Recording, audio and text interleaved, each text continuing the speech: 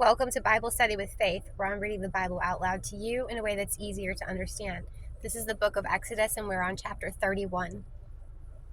When the people saw that Moses was so long in coming down from the mountain, they gathered around Aaron and said, "Come, make us gods who will go before us. As for this fellow Moses who brought us up out of Egypt, we don't know what has happened to him." Aaron answered them, "Take off the gold earrings that your wives, your sons, and your daughters are wearing, and bring them to me." So all the people took off their earrings and brought them to Aaron. He took what they handed to him and made it into an idol cast into the shape of a calf, fashioning it with a tool. Then they said, "These are your gods, Israel, who brought you up out of Egypt." When Aaron saw this, he built an altar in front of the calf and announced, "Tomorrow there will be a festival to the Lord." So the next day the people rose early and sacrificed burnt offerings and presented fellowship offerings. Afterward, they sat down to eat and drink and get up to indulge in revelry. Then the Lord said to Moses, "Go down, because your people, whom you brought up out of Egypt, have become corrupt. They have been quick to turn away from what I commanded them, and have made themselves an idol cast in the shape of a calf. They have bowed down to it and sacrificed to it, and have said, 'These are your gods, Israel, who brought you up out of Egypt.' I have seen these people," the Lord said to Moses. "They are a stiff-necked people. Now leave me alone so that my anger may burn against them and that I may destroy them. Then I make you into a great nation." But Moses sought the favor of the Lord, his God. "Lord," he said, "why should your anger burn against your people, whom you brought out of Egypt with great power and a mighty hand? Why should the Egyptians say it was the evil intent that he brought them out, to kill them in the mountains and to wipe them off the face of the earth? Turn from your fierce anger, relent, and do not bring disaster on your people. Remember your servants, Abraham, Isaac, and Israel, to whom you swore by your own self. I will make your descendants as numerous as the stars in the sky, and I will give your descendants all this land I promised them, and it will be their inheritance forever." He's reminding God of the promises that he made to the people, that once they, were released from captivity, from slavery by the Egyptians, that they would eventually inherit riches and land. And these people turned on God and started worshiping a false god, an idol that they made from gold, because they believed that if they did that, that maybe it would be more powerful than the God that was staying on the mountain with Moses. And they fell victim to time. And so God was angry, and Moses reminded him of his promises and said, "You can't just get angry and kill everybody. You need to understand that you made a promise and you need to hold to it, because if you don't, then everybody's going to think that you brought these people into the wilderness to kill them, because that's the story that they're going to write." And we're going to keep reading to see what happens next. "And did not bring on his people the disaster that he threatened." Moses turned and went down the mountain with the 2 tablets of covenant law in his hand.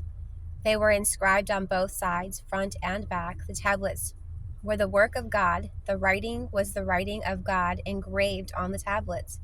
When Joshua heard the noise of the people shouting, he said to Moses, "There is the sound of war in the camp."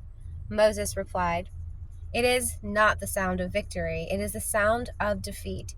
It is the sound of singing that I hear."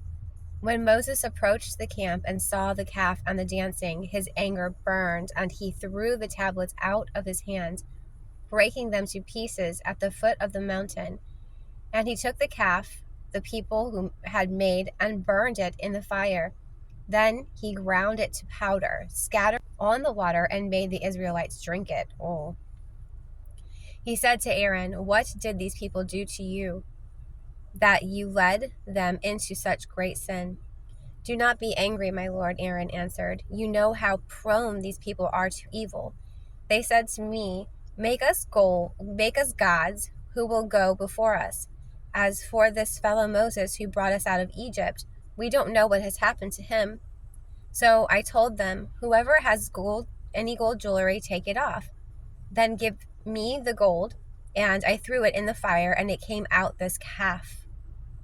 Moses saw that the people were running wild and that Aaron had let them get out of control, so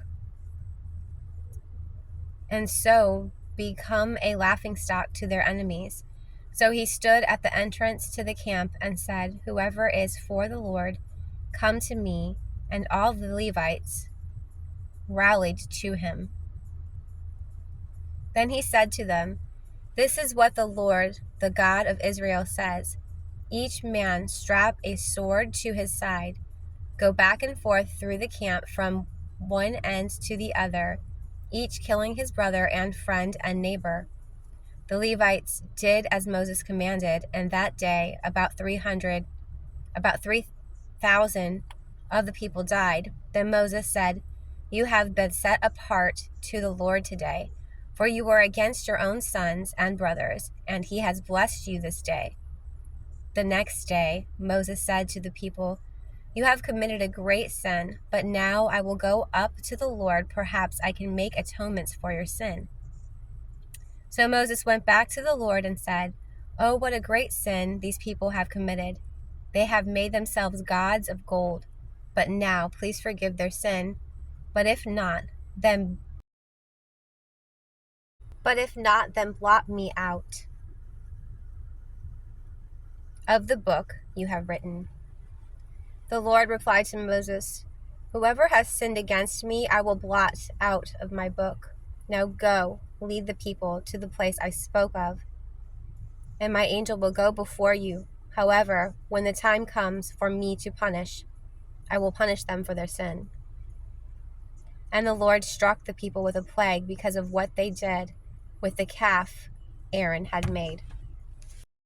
To finish up the last bit of the video, my eyes are so tired, and I'm trying to not be in such bright light for too long so that I can keep. And I kind of need my eyes for that. They're a very important part of my job, of my work. And so I just wanted to reiterate, if you guys want to catch up, read a Bible, Book of Exodus 1 through 31, or check me out on YouTube at Jesus is a DJ, and I can read everything to you. Jesus is super angry, and yes, he gets angry, and Moses is angry, and he doesn't understand why his brother Aaron was like, "Yo, give me all your gold, and I'm just gonna throw it into the fire." And the first part of the story says that they used a tool to make the calf out of gold. But then when he tells his brother, he says he just threw it in and it came out a calf. It didn't happen that way. They manufactured this beast, and then we're like, "Oh, we're gonna worship it because you know what? We can see it." It makes no sense to me. It really doesn't. I just know that the devil was talking to somebody, and it kind of caught like wildfire. And Aaron was supposed to be more responsible and be like, "Hey guys, you need to be patient and just wait. I know that it's hard to have faith, but I mean, you gotta have faith and you gotta just wait, because Moses will come down eventually, and he will have a really strong message for you from God himself." People are not natural